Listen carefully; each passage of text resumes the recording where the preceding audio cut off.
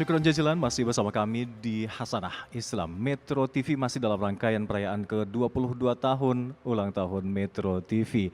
Dan saatnya kita di segmen kita kali ini akan memberikan kesempatan bagi para jamaah yang udah hadir di Masjid Nur Syiah Daud Paloh ini untuk bertanya kepada guru-guru kita di sini. Kami beri kesempatan kepada Bapak Ibu di sini. Tafadhol, siapa yang ingin bertanya? Silakan. Ingin bertanya kepada Profesor. Profesor Nasar. Ya. Baik, Assalamualaikum Prof. Yang ingin saya tanyakan adalah apa tantangan terbesar kita sebagai umat untuk berjamaah atau bergerak bersama-sama. Karena memang banyak pendapat bahwa zaman modern ini membentuk karakter kita menjadi individual. Itu yang pertama. Yang kedua adalah pendapat yang populer bahwa dengan adanya kecanggihan teknologi, orang beranggapan bahwa kita bisa menyelesaikan pekerjaan kita tanpa orang lain. Terima kasih. Mohon penjelasan Prof. Assalamualaikum warahmatullahi wabarakatuh. Waalaikumsalam warahmatullahi wabarakatuh. Tafadhal Prof. Iya. Persatuan itu membutuhkan epicentrum. Ya. Apa itu epicentrum? Dalam galaksi Bima Sakti ya. Itu kerumunan planet-planet itu mengerumuni matahari. Ya kan? Jadi dalam jamaah tadi yang disampaikan oleh Adinda semua tadi itu kan. Kenapa bisa berkumpul seperti itu? Karena ada imam.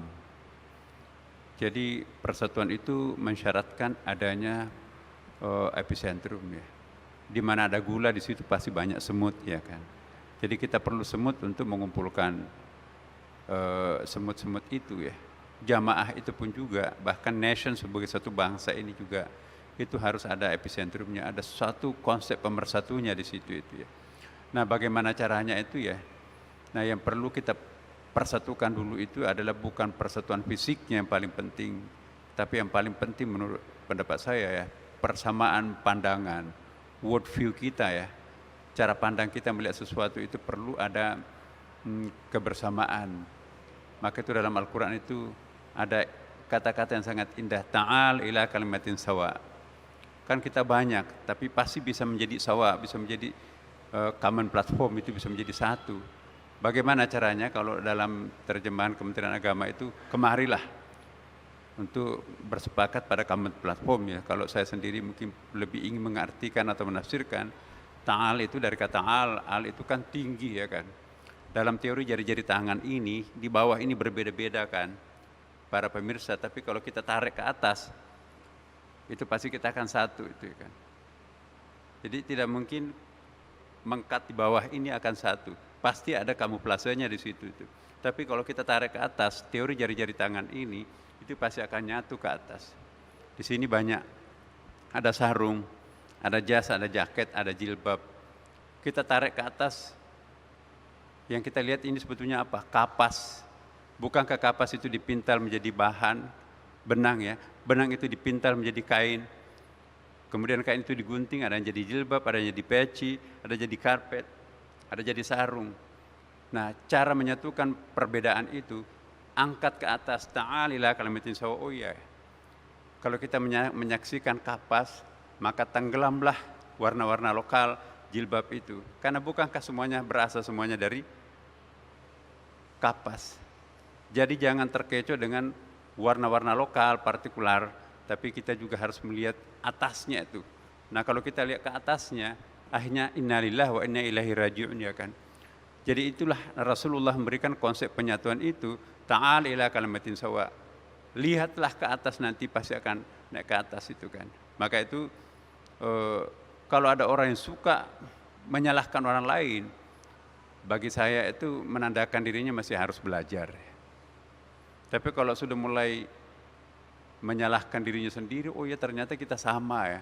Dan kalau ada orang yang tidak menyalahkan dirinya, tidak lagi menyalahkan orang lain, tapi diam-diam dia menyelesaikan persoalan tanpa menepuk dada, itulah yang arif.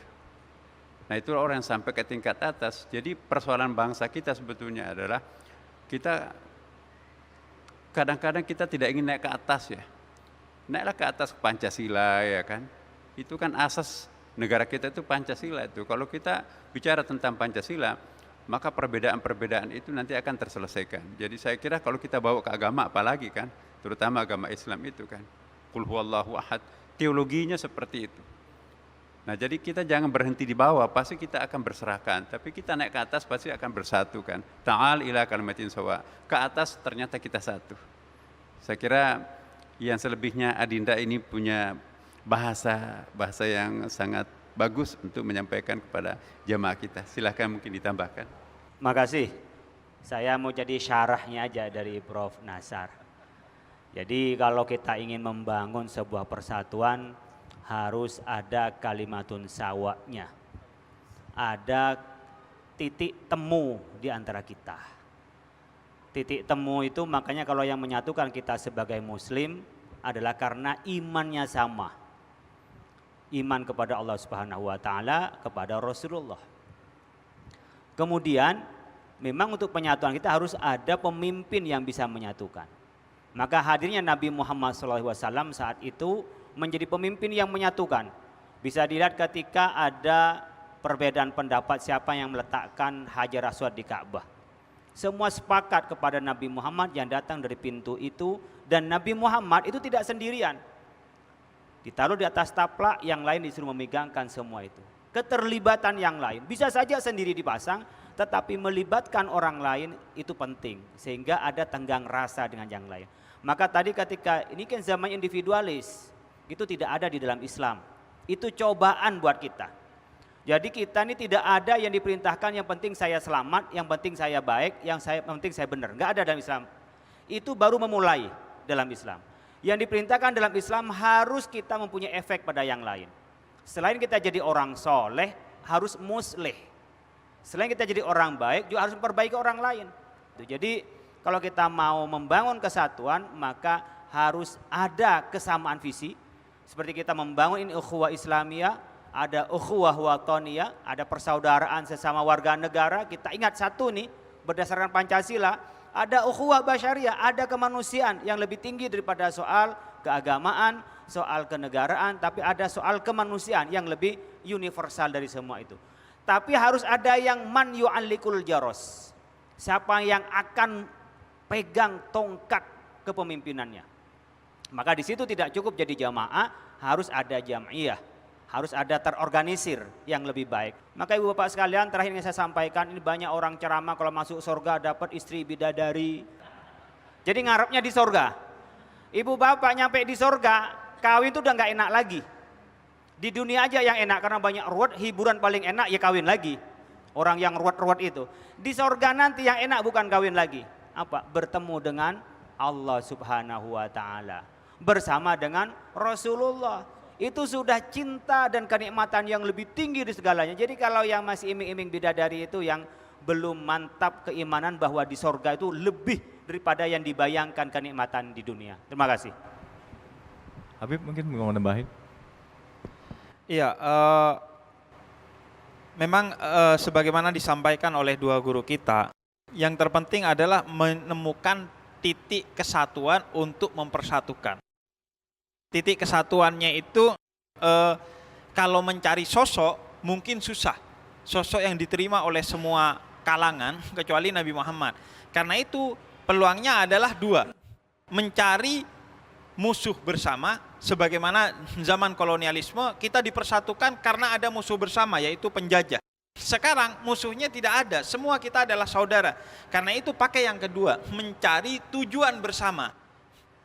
Untuk majunya Indonesia, majunya kemanusiaan, perdamaian, dan nilai-nilai luhur bersama. Karena itu kita tetap hidup itu berjamaah, bersosial, sebaik apapun. Bahkan Nabi katakan, antum a'lamu bi umurid dunyakum. Dalam urusan-urusan perkara dunia, kamu bisa jadi lebih ngerti dari saya. Kalau Nabi saja dengan penuh kerendahan hati berkata seperti itu, apalagi kita. Berjamaah itu adalah energi dan solusi bagi hidup kita. Terima kasih. Masya Allah, syukran jazilan Habib dan juga Prof. Nasar dan juga Yai Khalil. Semoga menjawab tadi dan insya Allah tentunya sudah banyak ilmu dan manfaat yang telah kita dapatkan selama 1 jam kebersamaan kita di Hasanah Islam Metro TV kita kali ini. Dan tak terasa kita sudah ada di penghujung acara kita kali ini. Syukran jazilan Prof. Nasar, Yai Khalil dan juga Habib telah hadir bersama kami untuk berbagi ilmu dan manfaat untuk kita semua dan juga para jamaah yang hadir di Masjid Nusia dan Paloh, dan juga yang menyaksikan dari rumah seluruh pemirsa Metro TV dimanapun Anda berada.